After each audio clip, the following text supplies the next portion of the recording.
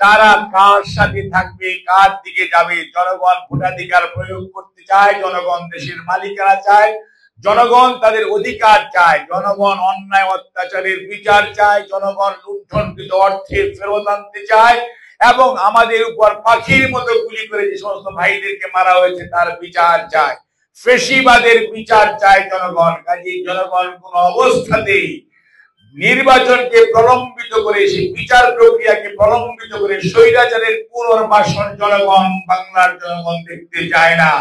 কাজেই যারা আজকে বিভিন্ন হুঙ্কার দিচ্ছেন তারা প্রকারান্তরে স্বৈরাচারকে পুনর্বাসিত করার রাস্তা প্রশস্ত করছেন। আমি সবাইকে আহ্বান জানাবো, আসুন 5ই আগস্টের আন্দোলন সংগ্রাম 24-এ অর্থাৎ 36শে জুলাই 24 আর 5ই আগস্ট 24-এ যারা আমরা স্বৈরাচার বিতরণে ঐক্যবদ্ধ ছিলাম, আমরা ঐক্যবদ্ধ থাকি, জনগণের পাশে থাকি এবং এই অন্তর্বর্তীকালীন সরকারের হাতকে শক্তিশালী করে মধ্য ফেব্রুয়ারির মধ্যে নির্বাচনের মাধ্যমে জনগণ সিদ্ধান্ত নেই তাদের দায়িত্ব তারা পরিচালনা করার জন্য কাকে দিবে।